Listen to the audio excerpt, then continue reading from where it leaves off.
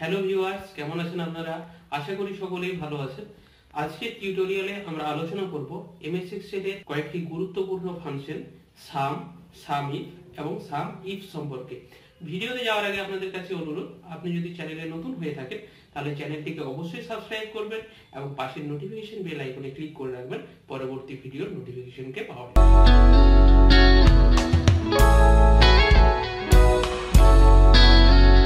আমরা এক্সাম্পলের সাহায্যে সাম, সামইফ এবং সামইফ ফাংশনকে কখন এবং কিভাবে ব্যবহার করতে হয় তা জানব। এখানে একটা ডেটা টেবিল রয়েছে যার মধ্যে ডিস্ট্রিক্ট, জেন্ডার, কাস্ট এবং নাম্বার অফ ভোটারের 4টি কলাম রয়েছে এবং ডান পাশের টেবিলে total number of voter, number of female voter এবং নাম্বার অফ এসসি মেল ভোটারের সংখ্যা ক্যালকুলেশন করে বার করতে হবে। দুই বা তার বেশি সংখ্যার যোগফল নির্ণয় করার জন্য যে ফাংশনটি ব্যবহার করা হয় সেটি হলো সাম ফাংশন। এখানে টোটাল নাম্বার অফ ভোটার কতজন সেটা ক্যালকুলেশন করে বার করতে হবে, অর্থাৎ নাম্বার অফ ভোটার কলামে যে ডেটাগুলো রয়েছে তাদের যোগফল নির্ণয় করতে হবে। টোটাল নাম্বার অফ ভোটার নির্ণয় করার জন্য এখানে আমরা লিখব equals to some first bracket, এরপর এখানে নাম্বার 1 নাম্বার 2 করে ডট ডট করে আসছে, তো আমরা এখানে নাম্বার 1 নাম্বার 2 না দিয়ে আমরা যে সেলের মধ্যে নাম্বারগুলো আছে তার সেল রেঞ্জটাকে এখানে আমরা সিলেক্ট করে নেব। এখানে দেখতে পাচ্ছি D3 থেকে D10। এরপর আমরা ব্র্যাকেট শেষ করে যদি কিবোর্ডের এন্টার কি প্রেস করি তাহলে দেখতে পাচ্ছি টোটাল নাম্বার অফ ভোটার এলো 36,000। এরপর আমরা নাম্বার অফ ফিমেল ভোটার কতজন রয়েছে তা ক্যালকুলেশন করে বার করব।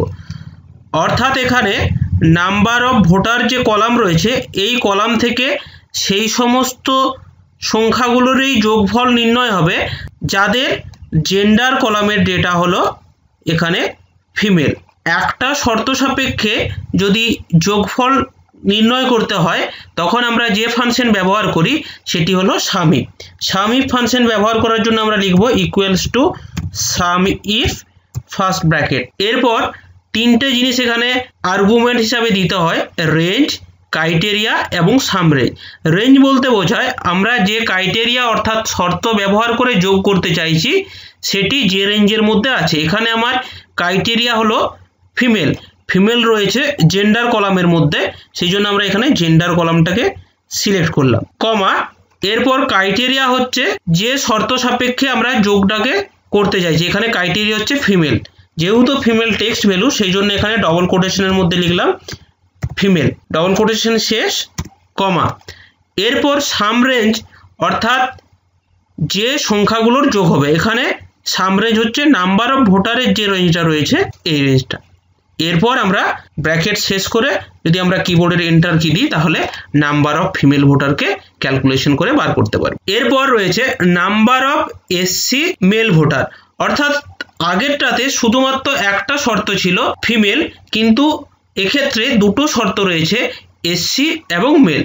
যদি দুই বা তার বেশি ক্রাইটেরিয়া উপর ভিত্তি করে আমাদের যোগফল নির্ণয় করতে হয় তখন আমরা সামইফ ফাংশনকে ব্যবহার করি।